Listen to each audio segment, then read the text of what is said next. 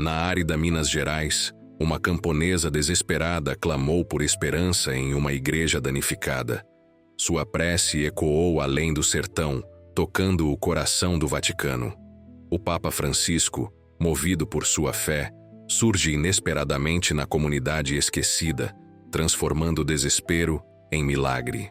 Uma história de fé inabalável, coincidência divina e renovação espiritual que vai emocionar você.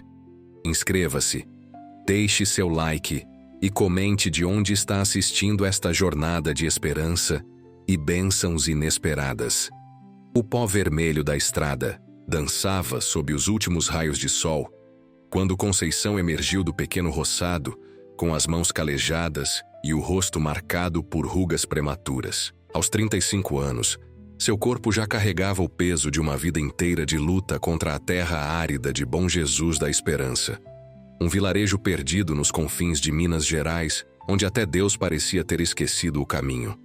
A seca impiedosa, que já se estendia por 2 verões consecutivos, transformava cada gota d'água em tesouro mais valioso que ouro. Conceição ajustou o velho lenço desbotado sobre os cabelos negros e olhou para o horizonte, onde o céu e a terra se fundiam numa linha avermelhada. Como manter a fé quando a própria natureza parecia ter virado as costas para seus filhos? Como continuar acreditando quando as preces pareciam se perder no ar quente e seco, antes mesmo de alcançar os céus? As nuvens prometem, mas não cumprem, murmurou para si mesma, repetindo o dito que ouvira tantas vezes da boca de sua falecida mãe. Guardou a enxada no pequeno galpão de madeira carcomida pelo tempo e caminhou em direção à casa de barro e palha que herdara do marido, levado 5 anos antes por uma febre que o médico da cidade grande, distante 6 horas de estrada de terra, não conseguiu identificar. O sino da igreja ressoou ao longe, seu som metálico percorrendo os caminhos empoeirados do vilarejo. Era domingo, dia da missa celebrada por Padre Joaquim, um senhor de cabelos brancos e pernas já bambas pelo peso dos seus 78 anos. Conceição apressou o passo, não por devoção cega, mas porque aquele era o único momento da semana em que a comunidade inteira se reunia. E ali, entre Ave-Marias e Pai Nossos, nasciam as pequenas esperanças que mantinham vivo o coração daquele lugar. "Mãe, a senhora vai se atrasar de novo!" gritou Tião da soleira da porta, o filho adolescente que não carregava seu sangue, mas que ela amava como se tivesse brotado de suas entranhas. Tinha os olhos vivos e espertos do pai, mas herdara dela a obstinação que não conhecia a palavra desistir. "Estou indo, meu filho. Só preciso lavar as mãos e o rosto nessa pouca água que nos resta." A vila toda já se reunia na pequena igreja de adobe quando Conceição e Tião chegaram. As paredes brancas, recém-caiadas para disfarçar as rachaduras, brilhavam sob a luz alaranjada do final da tarde.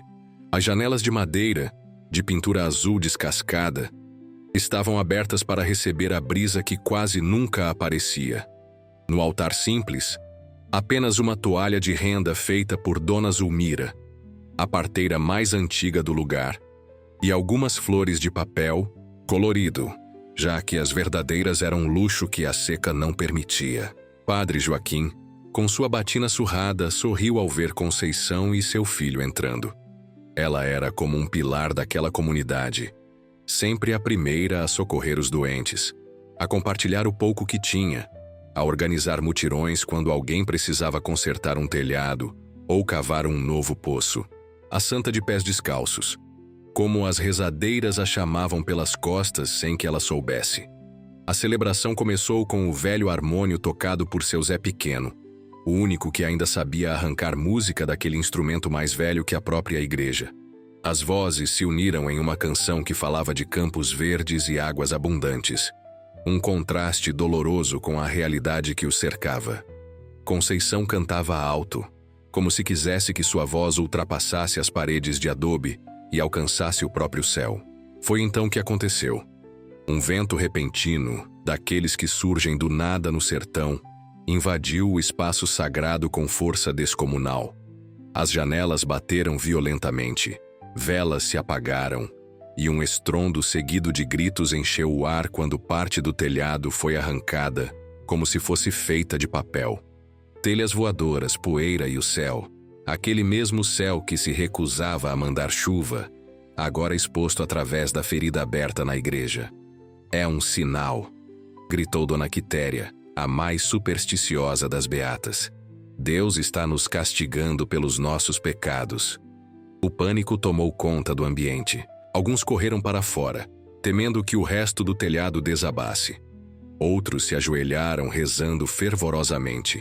Padre Joaquim, com a voz fraca que mal se fazia ouvir sobre o tumulto, tentava acalmar os fiéis, mas sua idade avançada e a saúde fragilizada não lhe permitiam impor presença. Foi então que Conceição fez algo que surpreendeu até a ela mesma. Como movida por uma força que não reconhecia como sua, caminhou lentamente até o centro da igreja, passando por entre as pessoas agitadas. Parou exatamente sob a abertura do telhado, onde um único raio de sol ainda iluminava o chão de terra batida, e ajoelhou-se. O silêncio foi se instalando gradualmente, como ondas que diminuem após a tempestade.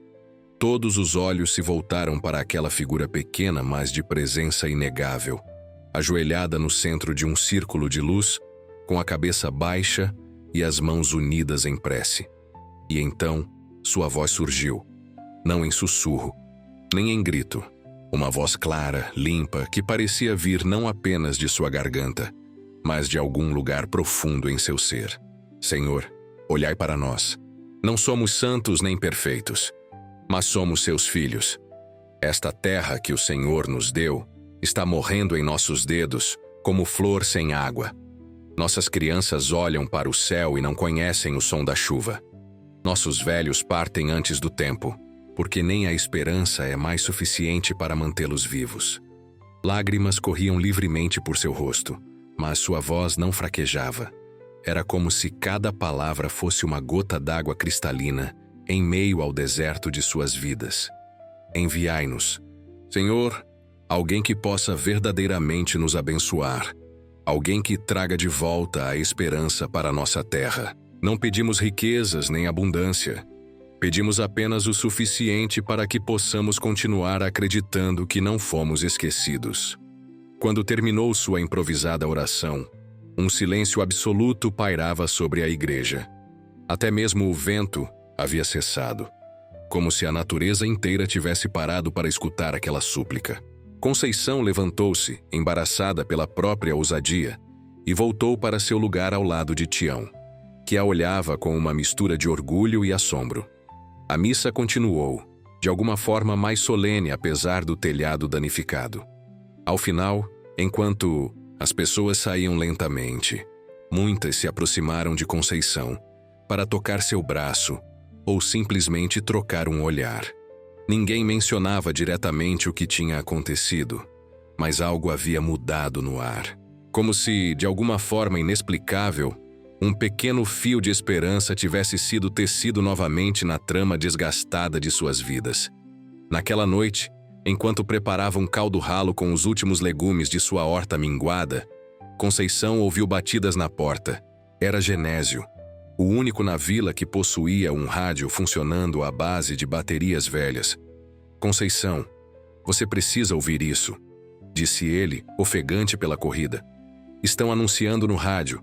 O Papa Francisco vai vir ao Brasil. Papa? Aqui? Ela perguntou incrédula. Não exatamente aqui, mas estão dizendo que ele vai visitar comunidades rurais afetadas pela seca. Vai fazer um roteiro pelo interior. Conceição, você não entende? Foi sua oração. O céu te escutou, mulher. Tião, que ouvia tudo da pequena mesa de madeira, correu para o lado da mãe. O senhor tem certeza, seu Genésio? Não é trote. De rádio, não? Certeza absoluta, meu filho. Estão falando em todos os canais. Parece que ele foi convencido por um seminarista brasileiro que trabalha no Vaticano.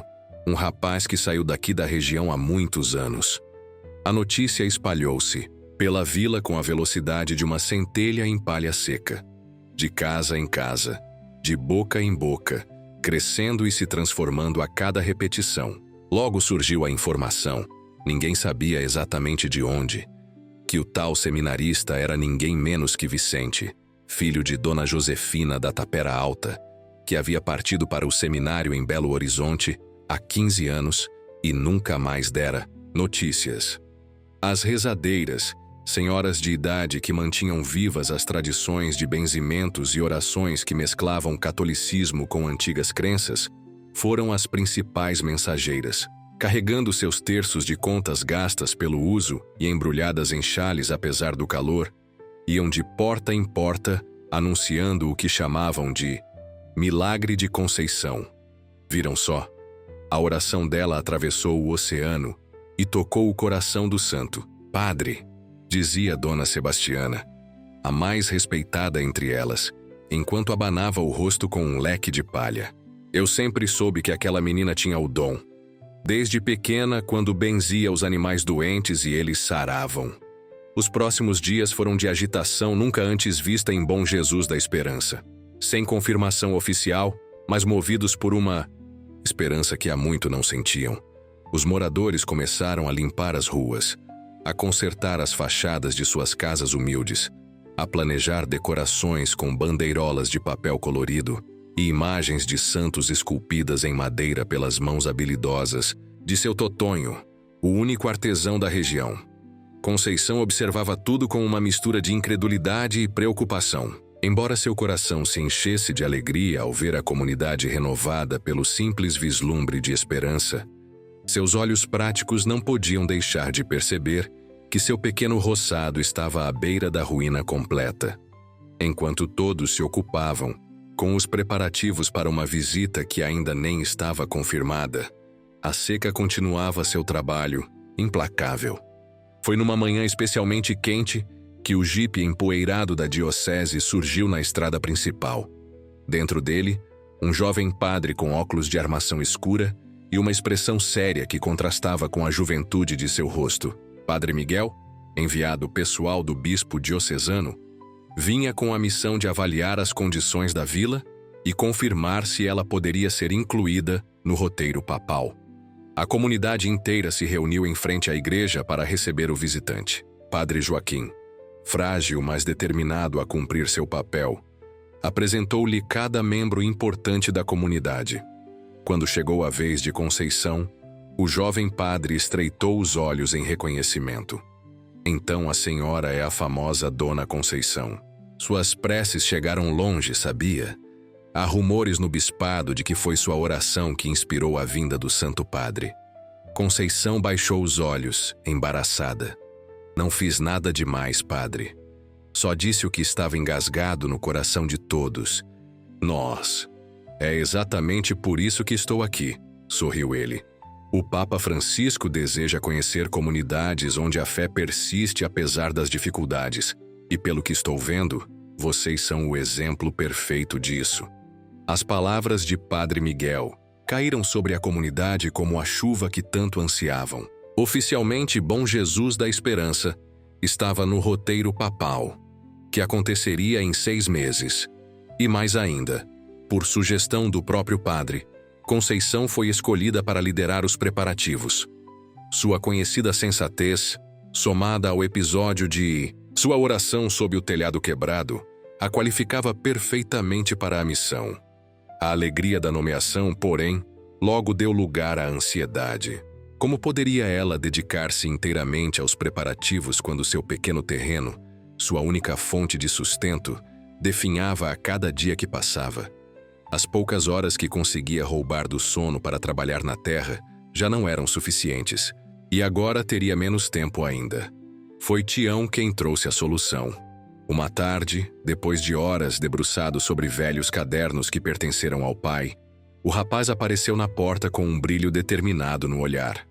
Mãe, acho que encontrei um jeito de salvar nossa plantação. Conceição, que naquele momento costurava bandeirolas com retalhos doados pelas vizinhas, ergueu os olhos cansados. Que jeito, meu filho? Um sistema de irrigação por gotejamento. Olha aqui nos desenhos do meu pai. Espalhou sobre a mesa. Os cadernos amarelados pelo tempo, onde seu falecido marido havia rabiscado projetos que nunca tivera chance de implementar. Desenhos detalhados de um sistema que aproveitaria cada gota d'água, direcionando-a diretamente para as raízes das plantas. Tião explicou, com o entusiasmo próprio da juventude, como poderia construir algo semelhante usando materiais reciclados. Garrafas plásticas, mangueiras velhas, baldes furados. Meu avô me contava que os antigos já faziam algo parecido, mãe. Não é nada novo. Só estamos redescobrindo o que eles já sabiam. No dia seguinte, com a ajuda de alguns amigos tão jovens e esperançosos quanto ele, Tião começou a montar seu sistema improvisado de irrigação. Conceição observava de longe, dividida entre o ceticismo e a admiração pela determinação do filho. Seria possível que aquele amontoado de materiais descartados pudesse realmente fazer diferença? A resposta veio mais rápido do que esperava. Em apenas 2 semanas, o pequeno sistema já mostrava resultados. Embora ainda estivesse longe do ideal, conseguia levar água suficiente para manter vivas as plantas mais resistentes. Não era abundância, mas era o bastante para dar à Conceição a tranquilidade necessária para se dedicar aos preparativos da visita papal. E foi bom que assim fosse, pois logo viria o primeiro grande desafio. Quase 4 meses antes da visita programada, o impensável aconteceu. O céu, que por tanto tempo se recusara a enviar chuva, abriu-se subitamente em uma tempestade furiosa e inesperada. Durante 3 dias e 3 noites, águas torrenciais caíram sobre a região, como se toda a chuva retida nos últimos anos decidisse desabar de uma só vez. A princípio, houve celebração. Crianças corriam pelas ruas enlameadas. Adultos estendiam bacias e baldes para captar a água preciosa. Mulheres choravam de alegria olhando para o céu. Mas logo a celebração deu lugar ao medo. Riachos há muito secos transbordaram, transformando-se em rios caudalosos que arrastavam tudo pelo caminho. Estradas viraram lamaçais intransitáveis. Pontes foram levadas pela correnteza. Em poucos dias, Bom Jesus da Esperança estava praticamente isolada do resto do mundo. O jipe de Padre Miguel mal conseguiu sair antes que a última estrada fosse cortada pelas águas. E com ele, foi-se a esperança da visita papal. Como vão chegar até aqui agora? Lamentava Dona Quitéria na porta da venda do seu Gumercindo, onde os moradores se reuniam para trocar notícias e lamentações. Foi um castigo, isso sim. Deus nos deu a água que pedimos, mas de um jeito que não podemos aproveitar. Os rumores começaram a circular. A visita seria cancelada, o Papa iria apenas às comunidades de mais fácil acesso. O roteiro seria completamente alterado. Conceição enfrentava dúvidas semelhantes, mas mantinha para si seus questionamentos. Quando o desânimo ameaçava tomar conta, refugiava-se na igreja parcialmente reconstruída e passava horas em vigília silenciosa. Não fazia orações elaboradas como naquele dia fatídico. Apenas sentava-se em silêncio, como quem espera pacientemente que um amigo distante finalmente atenda um telefonema. Foi durante um desses períodos de vigília que ela percebeu que não estava sozinha. Sentado a poucos bancos de distância, Alfredo Mendonça, o fazendeiro dono do único poço artesiano da região, observava-a com um misto de curiosidade e desdém. Alfredo nunca escondera seu desprezo pelos pequenos agricultores que, segundo ele, se recusavam a entrar no século XX. Seu poço, perfurado a grande custo com maquinário trazido da capital, fornecia água suficiente para manter verde sua propriedade, mesmo nos piores períodos de seca. Água que ele vendia a preços cada vez mais altos para os vizinhos desesperados. Com as chuvas inesperadas e a possível visita papal, Alfredo viu uma oportunidade de ouro. Começou a estocar água em grandes reservatórios e a aumentar ainda mais seus preços, prevendo que a comunidade precisaria mostrar sua melhor face para receber o ilustre visitante. Quanto tempo vai ficar aí, fingindo que suas rezas vão resolver alguma coisa? Perguntou ele a Conceição, quebrando o silêncio sagrado do templo. Ela o encarou sem hostilidade, mas também sem submissão. O tempo que for necessário, seu Alfredo. A fé não tem pressa. Fé não reconstruirá as pontes nem secará as estradas, retrucou ele com um sorriso enviesado. Mas dinheiro e influência podem fazer isso. E adivinha quem tem os dois neste fim de mundo? Saiu sem esperar resposta, deixando no ar a ameaça velada. No domingo seguinte, após a missa celebrada debaixo de uma lona improvisada enquanto o telhado da igreja ainda era reconstruído, Alfredo fez seu movimento. Anunciou publicamente que estaria disponibilizando água de seu poço a preços especiais para a empreitada especial, que era a visita papal. Preços que, como todos logo descobriram, eram 3 vezes mais altos que os habituais. Normalmente pacífica, Conceição sentiu uma indignação que não conseguiu conter. Ali mesmo, diante de toda a comunidade, ela deu um passo à frente. Com todo respeito, seu Alfredo, mas o Senhor está se aproveitando da nossa fé e da nossa esperança. Essa água não pertence ao Senhor. Vem da mesma terra que Deus deu a todos nós. Um murmúrio percorreu a multidão. Nunca ninguém havia confrontado tão abertamente o poderoso fazendeiro. Alguns olharam para o chão, temendo o confronto. Outros, especialmente as mulheres mais velhas, fizeram pequenos sinais de aprovação com a cabeça. Alfredo, desacostumado a ser questionado, ficou vermelho de raiva. Você está incitando o povo contra mim, mulher? O poço está na minha propriedade, cavado com o meu dinheiro. A água é tão minha quanto o ar que você respira é seu. O ar é de todos, como deveria ser a água, respondeu ela, sentindo as pernas tremerem, mas mantendo a voz firme. E se o Papa vier, não será para ver um lugar onde alguns prosperam enquanto muitos sofrem. Virá para encontrar uma comunidade unida, que compartilha suas dores e alegrias. Aquele confronto público dividiu a comunidade. Enquanto muitos apoiaram Conceição em silêncio, outros temiam represálias do fazendeiro, que empregava vários moradores em suas terras. A própria Conceição sabia que havia feito um inimigo poderoso, mas algo dentro dela, a mesma força que a fizera ajoelhar-se sob o telhado quebrado naquele domingo fatídico, dizia-lhe que estava no caminho certo.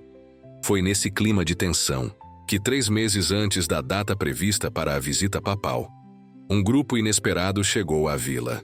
Eram jovens universitários da capital, parte de um projeto de extensão focado em desenvolvimento rural sustentável. Haviam partido antes das chuvas torrenciais e, com muita dificuldade, conseguiram chegar até ali, atraídos por relatos sobre a comunidade que havia chamado a atenção do próprio Papa. Entre eles estava Ana Luísa, uma engenheira agrônoma recém-formada, filha de nordestinos que migraram para São Paulo em busca de vida melhor. Tinha nos olhos amendoados a determinação de quem conhece o valor da terra, e nos gestos simples, a sabedoria prática de quem entende que teoria sem aplicação é como semente sem solo. Logo no primeiro dia, enquanto conhecia a vila acompanhada por Tião, que se oferecera como guia, Ana Luísa ficou intrigada com o sistema improvisado de irrigação que o rapaz havia instalado no terreno de Conceição. Quem te ensinou a fazer isso? Perguntou ela, agachando-se para examinar o engenhoso sistema de garrafas e mangueiras. Meu pai deixou uns desenhos, explicou Tião, orgulhoso. E meu avô contava que os antigos já faziam algo parecido. Ana Luísa sorriu, um sorriso que iluminou seu rosto de um jeito que fez Tião corar. Seus antigos eram muito sábios. Sabe o que você criou aqui? Uma versão rudimentar de uma técnica israelense usada no deserto de Negev.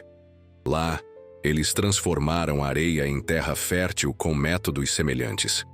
Nos dias seguintes, Ana Luísa e Conceição desenvolveram uma amizade imediata. A jovem engenheira explicou à camponesa que seu terreno, embora castigado pela seca, tinha condições ideais para implementar uma técnica moderna de cultivo em solo árido, inspirada em métodos utilizados desde os tempos bíblicos.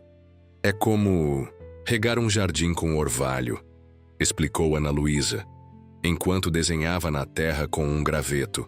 Em vez de desperdiçar água com sistemas convencionais, direcionamos cada gota exatamente para onde é necessária.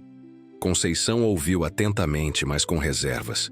Embora respeitasse o conhecimento da moça, algo em seu coração se rebelava contra métodos tão diferentes dos que aprendera com seus antepassados. Não sei não, minha filha. Meu avô sempre dizia que a terra precisa de tempo para descansar, assim como a gente. Essas ideias novas parecem querer forçar a natureza. Ana Luísa não se ofendeu com a resistência. Pelo contrário, entendia perfeitamente o conflito entre tradição e inovação. Podemos combinar o melhor dos dois mundos, Dona Conceição. O conhecimento dos seus antepassados sobre o ritmo da terra, com algumas técnicas que podem ajudar nestes tempos difíceis. A negociação entre o velho e o novo durou dias. Enquanto isso, o prazo da visita papal se aproximava, e os trabalhos de reconstrução das estradas e pontes ainda engatinhavam, limitados pela falta de recursos e maquinário adequado. Foi numa noite de lua cheia, enquanto revirava caixas empoeiradas em busca de enfeites que pudessem ser aproveitados para a decoração da vila, que Conceição encontrou algo que mudaria sua perspectiva. Um caderno de capa de couro, gasto pelo uso, que pertencera ao seu falecido marido. Folheando-o à luz de um lampião, descobriu que era mais que um simples diário. Era um registro meticuloso de observações sobre a terra, o clima, as plantas. E ali, em páginas amareladas pelo tempo, estavam desenhos e anotações descrevendo um sistema de cultivo que, para sua surpresa, era incrivelmente similar ao que Ana Luísa havia proposto. O problema não é a terra, mas como a tratamos, dizia uma das anotações, com a caligrafia caprichada de seu marido. Os antigos de Israel sabiam disso. Cada gota no lugar certo, na hora certa. Como diz o ditado lá do Ceará da minha avó. Não se mata a sede de um passarinho com um balde d'água. Aquela descoberta foi como um sinal. Na manhã seguinte, Conceição procurou Ana Luísa e colocou o caderno em suas mãos. Vamos fazer do seu jeito, ou melhor, do jeito que meu marido já sabia ser o certo. Nas semanas seguintes, um pequeno milagre começou a acontecer no terreno de Conceição. O sistema de irrigação foi ampliado e aperfeiçoado com a ajuda dos jovens universitários. Sementes especialmente selecionadas para resistir à seca foram plantadas em um padrão que Ana Luísa chamava de consórcio benéfico. E enquanto em outras propriedades a terra continuava rachada e estéril, pequenos brotos verdes começaram a emergir no terreno de Conceição. A comunidade observava, primeiro com ceticismo, depois com espanto, finalmente com esperança, se era possível fazer a terra florescer, mesmo após anos de seca implacável. O que mais não seria possível? 2 meses antes da data prevista para a visita papal, o projeto já mostrava resultados que superavam todas as expectativas. O pequeno terreno de Conceição havia se transformado em um oásis em meio à aridez. Hortaliças viçosas, milho de espiga ainda pequena mas promissora, feijão começando a florescer. Não era abundância, mas era vida onde antes só havia morte. A notícia espalhou-se para outras comunidades. Agricultores vinham de longe para ver o milagre de Conceição, como começaram a chamar. Ana Luísa e sua equipe, com a ajuda incansável de Tião, organizavam pequenos workshops para ensinar as técnicas utilizadas. Era conhecimento compartilhado, semente de esperança plantada em terra fértil. Alfredo Mendonça observava tudo com um misto de raiva e preocupação. Seu poder, antes absoluto, começava a diminuir à medida que as pessoas se libertavam da dependência exclusiva de seu poço. Numa noite sem lua, envenenado pelo próprio rancor, tomou uma decisão desesperada. Com a ajuda de 2 capangas trazidos da cidade, planejou sabotar o sistema comunitário de irrigação que agora se expandia a partir do modelo implementado no terreno de Conceição. Destruiriam os reservatórios, cortariam as mangueiras, tornariam o projeto inviável, forçando todos a voltar à velha dependência. O que Alfredo não contava era com os olhos atentos de Maurício, um menino de 110 anos que, por não conseguir dormir devido à asma, viu tudo de sua janela e correu para alertar Conceição. Quando os homens chegaram ao local na calada da noite, encontraram não apenas Conceição, mas toda a comunidade esperando por eles, de braços cruzados e olhares determinados. Não houve violência, não houve acusações, apenas o silêncio pesado de uma comunidade unida que finalmente decidira não se curvar ao medo. Desarmado por aquela resistência pacífica, Alfredo não teve escolha a não ser recuar. Mas o incidente deixou claro que a divisão na comunidade era mais profunda do que parecia e que essa ferida precisava ser curada antes que o Papa, se é que realmente viria, pusesse os pés naquela terra. Foi então que Conceição tomou uma decisão que surpreendeu a todos. Na manhã seguinte, caminhou sozinha até a fazenda de Alfredo e pediu para falar com ele. Ninguém soube exatamente o que foi dito naquela conversa, que durou quase 2 horas. Mas quando Conceição voltou, vinha acompanhada pelo fazendeiro, e havia nos olhos de ambos um entendimento novo. Naquela tarde, diante da comunidade reunida, Alfredo anunciou que estava disponibilizando seu poço artesiano para integrar o sistema comunitário de irrigação, cobrando apenas o suficiente para manter o equipamento funcionando. Mais ainda, oferecia parte de suas terras para expandir o projeto iniciado por Conceição. Percebi que prosperar sozinho em meio à miséria geral não é prosperidade verdadeira, explicou ele, sem conseguir olhar diretamente nos olhos das pessoas que por tanto tempo explorara. Além disso, de que me serve ser o homem mais rico do cemitério? Nunca se soube o que Conceição disse para provocar tal mudança no coração endurecido do fazendeiro. Alguns diziam que ela havia ameaçado expor algum segredo obscuro de seu passado. Outros que tinha usado algum tipo de reza forte ou até mesmo uma magia aprendida com as benzedeiras mais antigas. Mas quem conhecia verdadeiramente Conceição sabia que sua única magia era a capacidade de enxergar o melhor nas pessoas, mesmo quando elas próprias não conseguiam ver. 1 mês antes da data marcada para a visita papal, quando o projeto já começava a se expandir para outras propriedades, e um clima de renovada esperança pairava sobre Bom Jesus da Esperança, chegou a notícia que todos temiam. Devido às condições ainda precárias das estradas após as inundações, a vila havia sido removida da lista de comunidades que o Papa visitaria. A devastação foi imensa. Meses de trabalho árduo, de esperança cultivada dia após dia como as plantas que agora cresciam em seus campos, tudo parecia ter sido em vão. Muitos voltaram a afirmar que era um castigo divino. Outros culpavam a política e os poderosos, que sempre esqueciam dos pequenos. Conceição sentiu o golpe tão profundamente quanto todos. Recolheu-se em sua pequena casa por um dia inteiro, processando a decepção. Mas quando reapareceu, havia em seus olhos a mesma determinação tranquila de sempre. Convocou uma reunião na igreja, agora com o telhado completamente reconstruído, e fez uma proposta que, a princípio, soou como loucura para muitos. Vamos continuar os preparativos, disse ela simplesmente.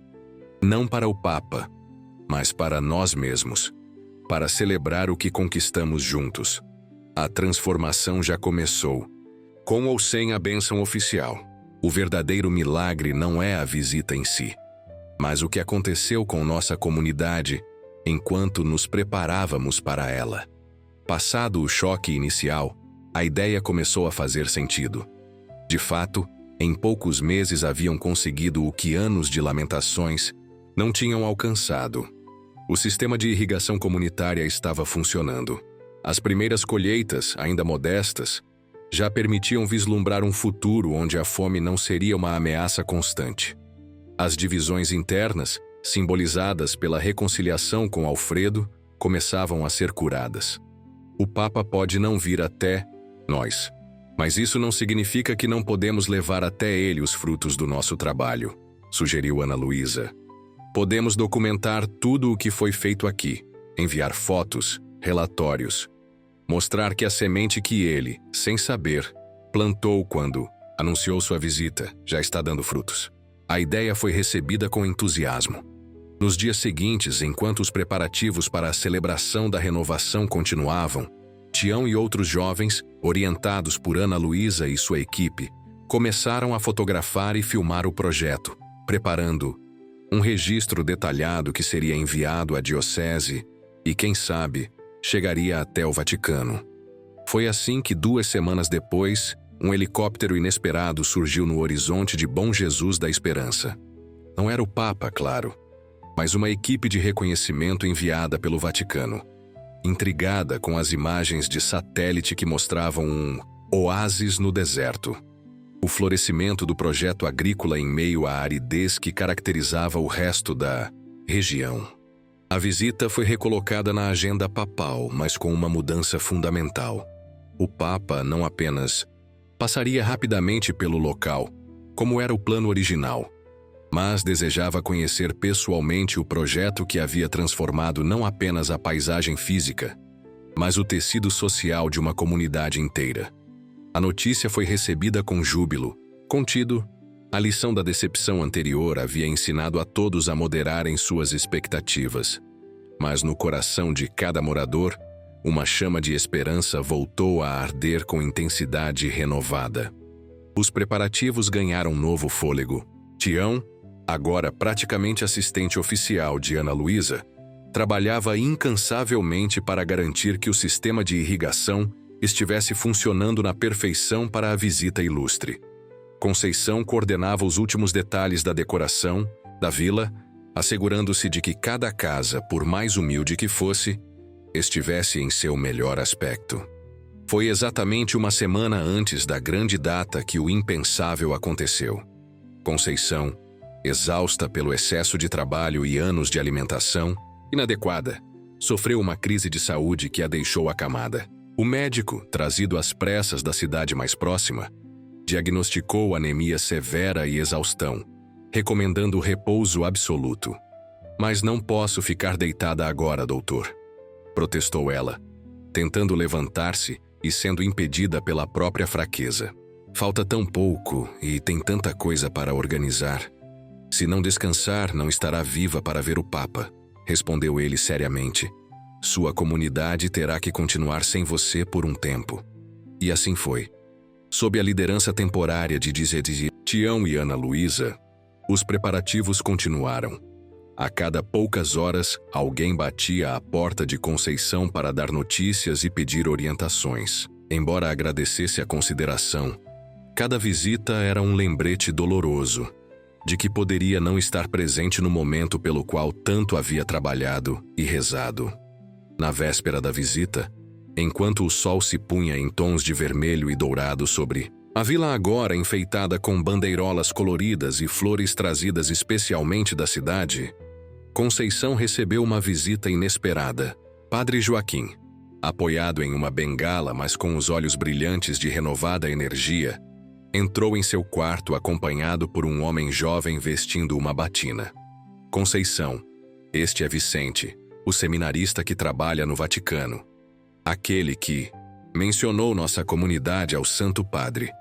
O jovem padre sorriu com humildade. "Na verdade, Dona Conceição, não fui eu quem convenceu o Papa a vir. Apenas mencionei a história desta comunidade durante uma audiência, e algo na narrativa tocou profundamente o coração dele. O Papa Francisco tem um carinho especial pelos marginalizados, pelos esquecidos." Vicente sentou-se à beira da cama e pegou a mão de Conceição entre as suas. "Vim pessoalmente para dizer que o Santo Padre solicitou especificamente conhecê-la. Quando soube de sua condição, expressou o desejo de visitá-la aqui mesmo, em sua casa." Conceição sentiu as lágrimas brotarem em seus olhos. "Não posso permitir isso. A casa é tão simples, tão humilde para receber uma pessoa tão importante." Vicente sorriu novamente, com uma sabedoria que parecia ir além de seus anos. "Dona Conceição, a humildade é exatamente o que atrai o Papa Francisco. Ele prefere estar entre os simples que têm o coração grande do que entre os ricos que têm o coração pequeno." Na manhã do grande dia, Contrariando as ordens médicas, mas incapaz de conter-se na cama enquanto toda a comunidade se reunia para o momento histórico, Conceição foi carregada em uma liteira improvisada pelos vizinhos, coberta por uma colcha de retalhos feita pelas mulheres da comunidade. Foi levada até o centro da vila, onde um altar simples havia sido preparado. O som do helicóptero foi ouvido antes de ser visto. E então, surgindo como uma visão quase sobrenatural, a aeronave papal desceu lentamente, levantando a poeira vermelha do chão e criando um espetáculo de luz quando os raios do sol da manhã atravessaram a nuvem de terra, tingindo tudo de um dourado quente e vibrante. Quando o Papa Francisco emergiu do helicóptero, houve um momento de silêncio absoluto, como se o tempo tivesse momentaneamente parado. Vestido de branco, com um sorriso gentil e olhos que pareciam absorver todos os detalhes ao seu redor, ele caminhou lentamente em direção à multidão que o aguardava. Ignorando o protocolo, o Papa dirigiu-se diretamente à liteira onde Conceição aguardava, cercada por seus vizinhos. Ajoelhou-se ao lado dela, num gesto que fez muitos conterem a respiração pela sua humildade. Conceição, disse ele simplesmente, em um português com forte sotaque argentino. Sua fé moveu montanhas. Não, Santo Padre, respondeu ela, com a voz embargada pela emoção. A fé apenas nos deu forças para mover as pedras, uma a uma, com nossas próprias mãos. O encontro entre a camponesa de fé inabalável e o Papa Francisco, ocorrido à sombra da igreja reconstruída, transformou-se em um símbolo poderoso de renovação espiritual. Durante a missa celebrada ao ar livre, o Papa falou sobre a parábola do semeador, citando especificamente o que havia testemunhado em Bom Jesus da Esperança. Aqui, disse ele, olhando para o mar de rostos queimados pelo sol, encontrei o verdadeiro significado daquela parábola. Mesmo em terreno pedregoso, a fé genuína pode florescer, especialmente quando regada pelo amor comunitário e pela esperança que não conhece a palavra impossível. Ao final da celebração, o Papa anunciou que o projeto de sustentabilidade iniciado na comunidade receberia apoio oficial da Igreja para expandir-se a outras regiões afetadas pela seca. Ana Luísa foi nomeada coordenadora técnica e Tião, seu assistente oficial. Quanto a Conceição, recebeu do Papa não apenas uma bênção especial, mas também um convite que jamais poderia ter imaginado: compartilhar sua experiência em um encontro internacional de comunidades rurais que seria realizado no Vaticano no ano seguinte. A senhora tem muito a ensinar, não apenas sobre agricultura sustentável, mas sobre cultivar esperança em tempos de desespero, disse-lhe o Papa ao despedir-se. Naquela noite, após a partida da comitiva papal, Conceição sentou-se na soleira de sua casa de barro e palha, observando o céu estrelado que se estendia como um manto infinito sobre o sertão. Seu corpo ainda estava fraco, mas sua alma nunca estivera tão forte. Viu só? Disse Tião, sentando-se ao seu lado. Sua oração foi atendida. Conceição sorriu, passando o braço pelos ombros do filho. Foi atendida, mas não do jeito que eu imaginei. Pedi por alguém que pudesse nos abençoar e trazer esperança. Pensei que seria o Papa, mas, na verdade, fomos nós mesmos. Cada um de nós, trabalhando juntos, foi instrumento dessa bênção. Ali, sob o céu de Bom Jesus da Esperança, Conceição compreendeu que sua oração desesperada não trouxera apenas o Papa, mas desencadeara uma transformação completa, transformando seu deserto pessoal e comunitário em terra fértil para um novo começo. As sementes plantadas continuariam a crescer, não apenas no solo enriquecido por novas técnicas, mas nos corações renovados por uma fé que finalmente encontrara expressão nas ações concretas de amor ao próximo e cuidado com a criação. E no horizonte, além das terras agora pontilhadas de verde, uma nova colheita se anunciava. A colheita da esperança, cuja semente, uma vez plantada, jamais deixa de florescer, mesmo nos solos mais áridos do coração humano.